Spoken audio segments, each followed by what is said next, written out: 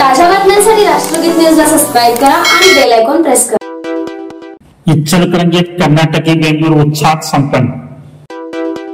इचलकरंजीचे IgM कायाकल्पामध्ये राज्यात प्रथम।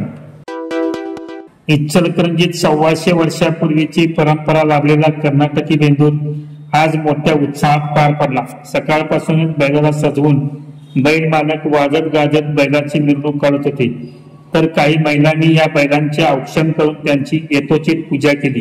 तर सायंकाळी 4 नंतर महादेव मंदिर या जुन्या गावतावडी समोर कर तोडणीचा कार्यक्रम आयोजित करण्यात आला होता।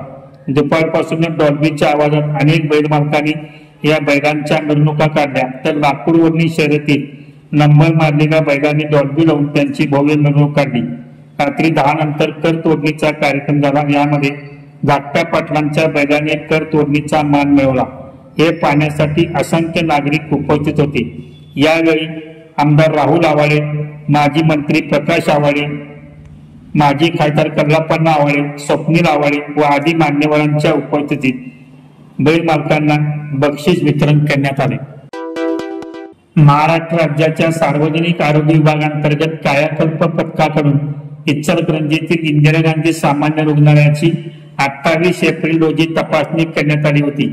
यामध्ये जिल्हा रुग्णालय या वर्गात इंदिरा गांधी सामान्य रुग्णालयाचा प्रथम क्रमांकाला असून त्याला 60 लाखाचे बक्षीस मिळाले आहे। यासाठी रुग्णालयाच्या वैद्यकीय अधीक्षका डॉक्टर भाग्यरेखा पाटील, निवासी वैद्यकीय अधिकारी डॉक्टर अमित सोहनी, डॉक्टर प्रकाश मोरे, सर्व वैद्यकीय अधिकारी वर्ग 1 वर्ग 2, राजेंद्र पाटील, प्रशासकीय अधिकारी भारत शिंदे, रुग्णालयाच्या सर्व परिसेविका, सर्व अधिपरिचारिका, मुकादम, सहाय्यक मुकादम, कार्यालयीन रुग्णालयातील सर्व वर्ग 4 कर्मचारी, अधिकारी, कर्मचारी, डेटा ऑपरेटर, ग्राफिक्स एडिटर या सर्वांनी विशेष प्रवेश घेतले।